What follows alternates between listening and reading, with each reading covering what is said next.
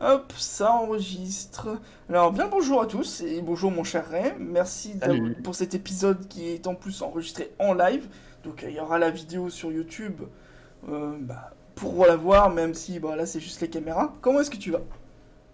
Bah ça va un petit peu fatigué là, mais plutôt content de voir que la Charconne, parce qu'on est en plein petit événement en ligne, puis ça se passe bien. Je suis content d'être juste là en train de discuter avec toi. Comme ça, voilà, vous allez me supporter pendant je sais pas combien de temps. Bon courage à vous. Est-ce que tu peux vite Et fait te présenter? oui, alors bah pour ma part, je m'appelle aussi. Bah on me connaît sous le nom bien sûr de Ray Blaise, mais après je suis Henri Brugalière, 29 ans, qui a fait auparavant des études dans la chimie, qui a eu un master contre l'environnement industriel, mais qui a décidé totalement de changer de voie par rapport à plein de choses qui m'est arrivé dans la vie, dont le Fandom Fury en fait énormément partie, afin de me reconvertir totalement dans le domaine de l'événementiel. Enfin, c'est pas la meilleure période pour avoir choisi ça, mais c'est quelque chose qui tient à cœur, et puis vaut mieux se lancer maintenant plutôt que toujours faire traîner les choses, quoi. Ok, alors avant de te lancer dans l'événementiel, comme tu disais, tu étais dans un métier de chimie, de contrôle. Qu'est-ce qui t'a donné en fait envie de changer de voie en fait un peu extrême parce que tu passes d'un truc de chimie à de l'événementiel. Bah, en fait, comment dire, déjà je vais parler un peu de le domaine de la chimie et de l'environnement. J'ai fait une licence, j'ai fait un master, et après effectivement je me suis retrouvé à faire du travail, c'était dans le contrôle des eaux potables, auxquelles tu avais des protocoles à bien respecter, tu avais, comment dire, enfin bref, c'était assez normal, c'était assez cadré, j'avais quand même un bon environnement de travail, et ça je trouve c'est un truc qui est ultra important pour moi, c'est surtout d'avoir un environnement de travail, pas un truc où tu vas gagner des pépettes à foison, mais vraiment avoir des bons collègues, avoir les possibilités d'avoir des RTT, des congés, enfin bref, ce que je voulais moi c'était encore garder une certaine liberté. Parce que moi j'ai toujours été finalement à vouloir bouger, à vouloir profiter de faire d'autres choses qu'au final de la chimie, de l'environnement. C'est quelque chose qui m'intéressait beaucoup au départ parce que, on va dire, l'environnement c'était ça qui m'importait. D'un point de vue écologie, d'un point de vue de comment est-ce que la Terre se porte, essayer d'améliorer les choses, l'environnement, tu vois, tout ce qui est normes HQSE, pour que vraiment on puisse continuer de vivre dans un monde qui reste correct, qui reste bien, quoi. Parce que plus ça va, plus on voit que l'être humain a consommé ses ressources, consomme de plus en plus de ressources, pareil pour tout ce qui est de la pollution et tout ça. Donc moi j'espérais au départ, par rapport à mes études, collège, lycée, et un petit peu université, à aider à aller dans ce sens-là. Et malheureusement, que ce soit avec mes études universitaires et le travail que j'ai fait, j'ai vraiment perdu cette belle vision que j'avais auparavant et cette passion, pour diverses raisons, quoi. Mais voilà, je me retrouvais beaucoup moins passionné et investi dans le domaine de la chimie et dans l'environnement. Après, j'ai aussi rebossé, ça a été pendant 6 mois, parce que j'étais justement en période de vouloir me reconvertir dans l'événementiel. Je vais revenir après de pourquoi. Et là, à la rigueur, c'était assez intéressant et marrant parce que là, je travaillais dans le domaine du Calva, le Calvados, donc par rapport à ma chère région, qui est un alcool assez spécifique, pour pouvoir le valoriser, pour le rendre un peu plus jeunes à travers des cocktails et tout ça. Et donc, il y a vraiment aussi des sujets de recherche basés sur l'alcool pour pouvoir créer des cocktails. Mais il y a vraiment de tout. C'est ça qui est incroyable aussi dans la chimie. En fait, dans n'importe quel corps de métier, c'est qu'on peut vraiment passer sur des trucs on saurait pas qu'il faut vraiment avoir des processus, des procédés basiques, tu vois, mais qui vont être utilisés pour plein de domaines de recherche ou d'études. Donc voilà, et bah mon contrat, mon dernier contrat dans le domaine de l'environnement et des analyses, bah ça s'est fini mars 2020, à peu près au même moment où je voulais chercher de nouveau pour avoir une alternance dans l'événementiel. Et bah mars 2020, peut-être que ça vous dit quelque chose, hein. Est-ce qu'il n'y avait pas besoin de revenir sur les confinements? Oh, juste un petit rhume qui est passé chez tout le monde, quoi. Ouais, ouais. On en rit jaune. Oh, putain, Putain, ça se fait plus des blagues comme ça au maintenant. secours. Donc Oui. alors, dans l'événementiel, il y a des formations, je suppose, t'as fait un Ouais. cursus, qu'est-ce qui t'a Bah, en fait fait, partir dans cette voie? la chose c'est que ça soit avec le Fandom Fury, avec les expériences, les événements que j'avais pu réaliser auparavant, il y avait même l'association Normandie Fur, on l'avait lancé depuis peu plus d'un an maintenant avec l'affaire Calvadens. Bah, plus ça va, je cherche un boulot, tu vois. C'était en 2019. Et là, j'ai eu des formations que j'ai pu voir qui étaient plutôt dans le domaine du marketing, de la communication, de l'économie que j'avais vu. Et il y avait une partie d'entre eux qui était marquée chef de projet événementiel. Et bah, j'ai tilté, c'est quelque chose qui m'a marqué. Parce que vraiment, tous les événements que j'avais vus et que je faisais auparavant, et que j'étais de plus en plus investi à y participer. Non plus qu'en simple participant et même acteur en fursuite. Parce que si j'allais en événement, c'était même plus pour aller consommer d'une certaine manière, c'était aussi me produire. Incarner mon personnage en convention. Pour moi, les meilleurs endroits qu'il y avait pour vraiment se plonger totalement dans le personnage avec du grand public. Et bah, le domaine de mes événementiels faisait que je m'y intéressais de plus en plus et franchement, j'ai eu un tilt à ce moment-là. Et bah, j'ai voulu me plonger dedans. Et les moyens qui... Peux-tu reposer la question? Je crois que tu m'avais parlé de formation. Oui, c'est ça, formation et des cursus que tu Ouais. as pu faire. En fait, il y a plein de moyens de rentrer dans l'événementiel. Et puis, je veux dire, l'événementiel, en fait, c'est tellement vaste, c'est tellement large. C'est presque encore pire que la chimie, je trouve. Parce que tu peux avoir très bien les gens qui vont organiser les événements, donc les chefs de projet. Tu vas avoir les prestataires de services, donc tous ceux qui vont s'occuper de faire la technique, de faire la restauration, de faire le logement, le transport. Enfin bref, t'as énormément de choses pour ça. T'as tout le côté artistique auquel tu vas avoir justement les peintres, les danseurs, les acteurs. Tu vas avoir tout le côté service avec les hôtes d'accueil, avec la communication en amont. Quoi encore T'as aussi la partie, bah, justement, les agences de com, pour faire connaître son événement, le côté marketing pour pouvoir le vendre, le côté négociation. Enfin bref, c'est tellement vaste qu'on s'y perd totalement. Et si ça se trouve, je vous ai déjà perdu là, à l'instant. Et c'est pareil par rapport aux formations, en fait. D'une certaine manière, j'ai pu faire une formation chef de projet événementiel.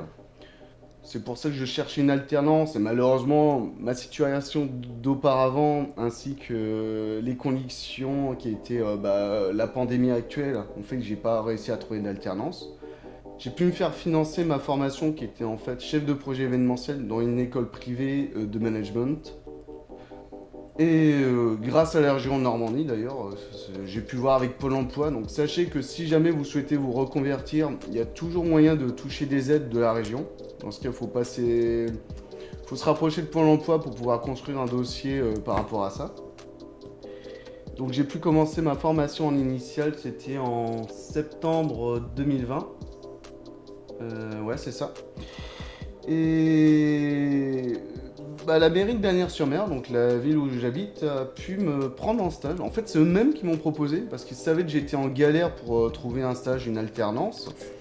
Et ils me connaissaient déjà de base avec l'association, mais aussi avec le fait que je suis assez actif dans ma ville. Je suis plutôt quelqu'un d'un peu trop énergétique et un peu trop hyperactif. Donc finalement, ils me connaissaient bien et ils m'ont proposé de faire un stage justement.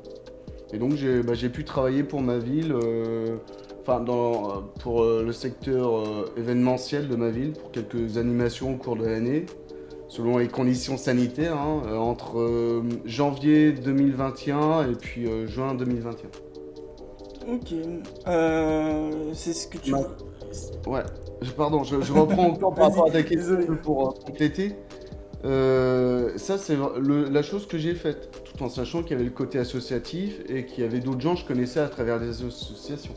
Il y a plein d'autres moyens d'entrer dans l'événementiel, comme je disais, et il y a des gens, ils n'ont jamais fait aucune formation en événementiel, même si c'est souvent, on va dire, du côté marketing, commerce, économique et communication qui ressort beaucoup, pour pouvoir vraiment construire quelque chose de cohérent et pouvoir le vendre.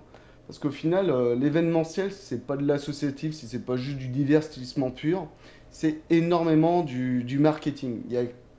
En France, la France a un pôle événementiel très important. On est les leaders, en fait, on est un des leaders dans le monde, d'un point de vue événementiel. Mais t'as 80% du chiffre d'affaires, même plus, en fait, c'est avant tout de l'entreprise. Tu vois, par exemple, si tu fais des communautés d'entreprise, si tu fais des séminaires et ainsi de suite. Donc finalement, l'événementiel est très basé pour une structure économique sur de l'entreprise. C'est pour ça que les côtés marketing ressortent énormément avec le côté communication. Mais après, il y a des gens, ça peut être sur des domaines de lighting, ça peut être sur des domaines bien variés, et qui vont pouvoir se retrouver dans l'événementiel et qui vont construire sur ça.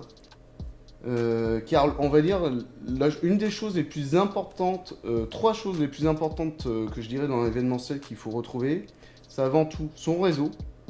Le réseau, c'est un des trucs les plus importants. Savoir faire face au stress, savoir s'adapter en toutes conséquences, et enfin énormément de responsabilité. Ok. C'est ce que tu... Parce que donc tu dis que c'est du fait que tu as rejoint le fandom qui t'ait donné envie, des trucs personnels qui te sont arrivés, qui t'ait donné envie d'aller dans cette zone-là, dans cette filière-là. Qu'est-ce que tu voulais faire toi quand tu étais plus petit, quand tu étais jeune? T'avais d'autres envies? Oh non mais... En fait, c'est... Moi, il y avait un truc quand j'étais jeune, quand j'étais à fond sur un truc, tu vois, j'étais à fond, tu vois, mais sans creuser plus. Au bout d'un moment, il y a mon esprit qui va se concentrer sur un truc et qui va diverger. Pour te dire, à l'époque, j'aimais beaucoup, c'était voir les experts Miami, tu vois, les trucs de la police scientifique. On va savoir, c'était de ça qui m'a intéressé au départ aussi vers les sciences. Donc tu vois, je pensais à ça, sauf que ce domaine est tellement fermé, tellement strict, tellement waouh. C'était surtout l'aspect magique que retransmettait la télé qui m'intéressait. Après, il y a eu quoi? Mais pareil, tiens, encore une fois avec la télé, putain, j'étais à fond sur la télé. Tout ce qui était être avocat ou être dans le domaine de la justice. Oh putain. Non, le droit, c'est intéressant d'un point de vue administratif, surtout dans l'événementiel. C'est ultra important de s'y intéresser pour être en norme, enfin en règle et éviter d'avoir de gros problèmes. C'est ultra important. Mais mon Dieu, qu'est-ce que c'est dur des fois. Ouais, mais moi je vois ça dans le bâtiment. C'est pareil, le Ah ouais, droit non, dans le mais BTP, ça vite un casse-tête. Ah ouais, Ok. non, mais c'est pour ça qu'il faut faire vraiment appel à des gens qui sont compétents et juste dans le domaine, quoi. Et tu dis, en plus, c'est juste du droit, c'est juste du droit, de l'écrit, des trucs avec Ah, des règles qui ont des fois plus de 100 ans. Ouais, c'est ça, c'est juste un gros bouquin que tu dois lire et trouver la Ah ligne non, mais qui... même pas, parce que des fois, c'est la jurisprudence qui fait que c'est des nouveaux jugements qui font que c'est pas écrit dans le bouquin, donc ça va évoluer avec les jugements. Ce qui a été jugé et acté à ce moment-là, ça va rentrer un petit peu dans le droit, mais ça peut aussi changer par la suite. Comme le droit à l'image du bâtiment. Ouais. Au tout départ, il y avait le Café Gondré, c'est le tout premier bâtiment libéré de France par des trois planeurs. En fait, c'est un bar. Voilà. Sachez que le tout premier bâtiment libéré de France, c'est un bar. Voilà. Et le Café Gondré, je sais qu'à l'époque, ils avaient gagné euh, ben, un jugement, enfin une mise en procès par rapport au fait que leurs photos de leur bâtiment avaient été utilisées pour une pub ou un truc commercial, tu vois. Et ben maintenant, ça a bien évolué. Pour d'autres trucs qui auraient pu, ils auraient pu gagner le procès, c'est plus le cas maintenant. Ça aussi, je l'ai appris en événementiel, tu vois. C'est ultra important le droit à l'image, les Ouais. droits du travail. Je sais que moi c'était une histoire, c'était par rapport à la maison de la Bretagne. En fait, c'est une maison qui est entre deux énormes blocs de granit en Bretagne, près de chez mes grands-parents, qui en fait Ouais. qui représente le département. C'était, je me souviens plus, c'était Finistère où ils avaient utilisé en fait la photo de la maison. Parce qu'il y a plein de touristes qui ont été et en fait les gens ont porté plainte contre la région parce que les gens en fait rentraient dans la propriété et se prenaient en photo. Oui, oui, en fait, normalement, dans les lois de jurisprudence par rapport au bâtiment, il faut pas que une photo puisse porter préjudice à la personne ou troubler, enfin faire un trouble à l'ordre public. Et dans ce cas, c'est le trouble à l'ordre public qui, je pense, Mm. pouvait jouer dans ce cas-là. Ok, il y a des détails qui te compliquent un peu plus la vie, des choses dans l'événementiel qui t'as plus de mal ou que ça te fait grincer un peu des dents.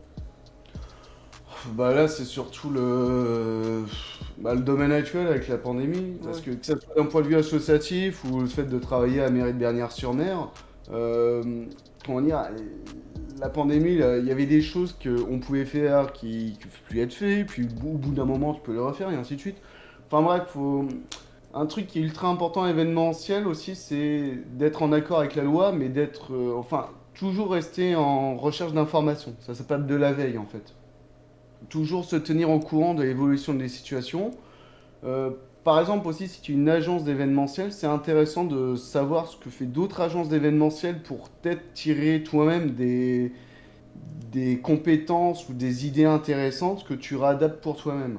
Mais en même temps, comme je dis, hein, c'est beaucoup d'entreprises, c'est savoir ce que fait tes comment dire, concurrents, si je me permets de dire ça, pour pouvoir toi-même sortir du lot, éviter d'être totalement absorbé par, ou perdre des contrats par rapport à d'autres agences d'événementiel. C'est un truc aussi pourrait faire grincer des dents, parce qu'au final, il y a beaucoup de concurrence, surtout entre les agences d'événementiel. Parce qu'il existe plein de moyens de faire de l'événementiel, et les agences, c'est vraiment des regroupements de gens qui sont surtout basés sur le marketing, sur la com, qui eux vont faire de l'analyse de marché, qui vont faire de la veille, qui ont étudié ce qu'ils peuvent faire pour une entreprise et ainsi de suite, et soit proposer des offres, soit répondre à des appels d'offres d'entreprise pour proposer un événement, un truc qui va sortir du lot, tu vois. Mais c'est pas vraiment faire grincer les dents, mais c'est... Voilà, si jamais on fait partie d'un point de vue agence d'événementiel, faut rentrer dans une logique de concurrence. Moi, le truc que je préfère, c'est vraiment le côté plus associatif, la chose plus festival, qui va être vraiment se tourner vers le grand public, ou des choses auxquelles il y a moins de concurrence, mais plutôt de l'association de force, surtout envers les communes, surtout envers d'autres associations. Ou encore les conventions, les conventions. Mais ce qui est vraiment une énorme responsabilité importante d'un point de vue sécurité et pouvoir avoir beaucoup de monde, quoi. Par exemple, tu prends un Japan Tour, bah, ils ont été obligés encore une fois de repousser l'événement parce qu'ils sont pas sûrs de tenir pour fin février, avoir suffisamment de monde qui pourrait rentrer en théorie. Vu que Ouais. les limites avaient été mis à 2000 personnes, quoi. Puis C'était ça, pour je ça. crois que ça a été remonté entre-temps. Bah, ça a été remis en début juillet, là, pour l'instant. Ok. Est-ce que tu as des conseils pour les gens qui hésitent ou qui aimeraient se diriger vers l'événementiel? Bah, déjà, un truc qui est pas mal, c'est avant tout, je dirais des stages. Parce qu'en fait, il existe le moyen de faire des stages sans même avoir de formation dans des entreprises. Le problème, c'est que faut aussi voir ce qui nous plaît. Euh, il existe pas mal de... L'événementiel, c'est à la fois fermé ou ouvert. Parce que à la fois, comme je dis, ça peut être tout et rien. Euh, donc, à part discuter avec les gens, je dirais essayer de s'informer et avoir le contact des gens, c'est quand on va nous-mêmes participer à des événements. Mais il faut aussi savoir prendre du recul à éviter de trop s'imposer ou de faire trop son curieux. Tu vois, il y a vraiment une mixité à savoir trouver. Euh, Comment dire? Encore une fois, tu vois, je me perds. C'est aussi pour ça que l'événementiel, c'est un petit peu fait pour moi, parce que je souhaite penser à tellement de choses qu'il faut quand même que j'arrive à les construire de manière cohérente sur la durée. L'événementiel, c'est surtout si on souhaite concevoir un projet, c'est en fait beaucoup de temps et une construction à la fois variée mais cohérente pour que ça puisse vraiment avoir un sens commun et pas que ça se disperse dans tous les sens. Mais après, on peut justement pas être les gens qui construisent dans l'événementiel, mais qui vont se rattacher comme prestataires ou partenaires ou bénévoles aussi, hein. Les bénévoles, c'est ultra important d'un point de vue événementiel quand tu fais pas de l'entreprise. Parce que ça coûte tellement cher, la masse salariale, c'est un des trucs qui coûte les plus chers en France, de toute manière. Les taxes et le salaire des gens. Qu'heureusement que d'un point de vue associatif, on est plutôt bien verni en France, ce qui permet à pas mal d'événements de se faire grâce aux bénévoles. Mais les bénévoles, ça peut marcher qu'avec des associations. C'est pour ça que, indirectement, il y a des entreprises qui arrivent à se rattacher avec des associations pour créer des événements. Tu prends la Cartoon Fair, par exemple. C'est une agence de com qui s'occupe de mettre en place les inscriptions, la pub et ainsi de la conception de l'événement.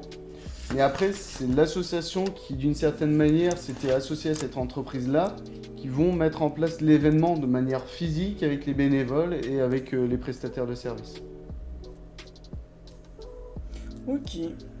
Bon, apparemment, il n'y a pas trop de questions dans le chat. Les gens ont l'air d'avoir... ouais, non, de pas en avoir. Bon, bah, sur ce, on va pouvoir mettre fin au Sherbrooke. Bon, bah, je te remercie. Ça serait dommage. Écoute, faut pas que tu restes basé aussi que sur les questions de ta fête. Par rapport à tout ce que je dis, est-ce qu'il y a des trucs que tu aimerais voir un peu plus en détail? Bah, après, moi, c'était très clair. Tu nous as présenté un peu tout ce qui était formation, sur ton avis, sur comment tu es arrivé là. Non, bah, moi, personnellement, j'ai pas d'autres questions. Bah, Le dans chat- ce cas, je pourrais te dire aussi, par rapport à l'événementiel, ou même tout ce qu'on fait, mais l'événementiel en fait beaucoup partie, euh, c'est garder la niaque et vraiment croire en ce qu'on fait, tout en prenant beaucoup de recul. Faut prendre les conseils des autres, faut pouvoir en apprendre beaucoup sur soi-même, sur ce qu'on fait, mais pas non plus se laisser totalement démotiver. Parce que, clairement, hein, que je parle de mon expérience personnelle, avec beaucoup de recul, j'ai énormément de lacunes dans énormément de choses qui concerneraient l'événementiel, hein. Que ça soit la communication, que ça soit le marketing, que ça soit aussi tout ce qui est l'aspect PO, réalisation d'affiches, de documents. Pareil, hein, d'un point de vue le droit du travail, de la veille, enfin bref, au final, ça peut être une grosse pression, quoi. Mais je sais que moi, c'est mon énergie, le fait d'être un peu trop dispersé qui fait que l'événementiel, surtout chef de projet, c'est quelque chose qui me plaît, qui me passionne. La passion, c'est ultra important dans l'événementiel, sinon on peut vraiment pas s'y tenir, je pense. Il y a des fois, il faut vraiment pas compter ses heures et aller au-delà de ce qui est attendu, tu vois. Tu peux avoir une demande, tu peux avoir des attentes, et toi, en tant qu'événementiel, le grand plaisir que tu as envie de faire, c'est dépasser juste au-dessus ce qu'il faut pour faire l'effet wow. Tu vois, le truc inattendu qui fait ah ouais, d'accord. Et c'est là vraiment toute la beauté que je trouve dans l'événementiel. Ça va être de rassembler les gens, de pouvoir créer, comment dire, quelque chose de commun à travers les émotions, à travers la découverte de choses que peut-être qu'ils n'auraient pas pensé, qu'ils n'auraient pas imaginé, de souder les liens de manière plus importante, que ce soit à travers le sport, à travers des activités, à travers des jeux, à travers un environnement positif, bienveillant. C'est un moyen, on va dire, d'apprendre autrement. L'événementiel, pour moi, c'est aussi pour ça que je m'investis beaucoup. C'est envers les jeunes, envers les enfants. Et j'aimerais vraiment faire de l'événementiel tourner envers eux. Parce que moi-même, j'ai eu des déclics dans ma vie, mais je trouve beaucoup trop tard, tu vois. C'est pour ça que j'ai beaucoup de lacunes sur certaines choses, parce que j'étais beaucoup moins intéressé avant. Et trop dispersé, justement. Donc je savais pas dans quoi me concentrer, vers quoi me trouver un objectif de vie vraiment intéressant. Et bah, l'événementiel m'a permis d'ouvrir les yeux sur ça. Et je pense que c'est important vers les jeunes, justement, de pouvoir leur donner les opportunités, les clés, de pouvoir se découvrir eux-mêmes. Et pour moi, l'événementiel, c'est comme ça que je pense que c'est une clé très importante. Ok. Bon, bah, toujours pas de questions de la part. Est-ce que t'as un truc à ajouter ou... Hmm. Éclatez-vous. Bon, bah, je te remercie, Ray. Bon, j'espère que le troisième épisode vous a plu. Si jamais vous avez des métiers atypiques ou qui sortent du lot dans le fandom et que vous voulez les présenter, bah, faut surtout pas hésiter de me contacter sur Twitter ou sur Telegram. Sur ce, je vous souhaite une bonne Sharkon et au prochain épisode qui est déjà prévu, que je sais déjà le thème et tout, faut juste que je vois pour le préparer et tout. Bon, bah, Un teasing. c'est par rapport à la radio. Ah, la radio. Voilà, c'est Bon, intéressant. Très important la radio d'un point de vue communication d'ailleurs. Et puis il faut Ah non, mais savoir c'est la radio dire des eaux en fait, c'est un il faut radiologue. attirer les gens. Mais Et non, maintenant parlez-en autour de vous parce que le meilleur moyen de communiquer c'est aussi le bouche à oreille. Croyez-moi, ça marche à fou. Et puis en communication, ouais, il s'y connaît parce qu'il est souvent mort devant. Ouais. Entourez-vous de bonnes personnes, pas comme lui là. Lui, je sais pas Lui, quel il a de côté. Bon, bah, Ray, je te laisse le mot de la fin. Oui, faites pas comme moi, faites pas comme moi, faites appel à des vrais artistes pour dessiner sur votre mur. Ouais, un peu comme là, Voilà. un peu sur chez moi. Bon, allez, sur ce, je vous souhaite une bonne journée et je vous remercie. Au revoir. Ciao.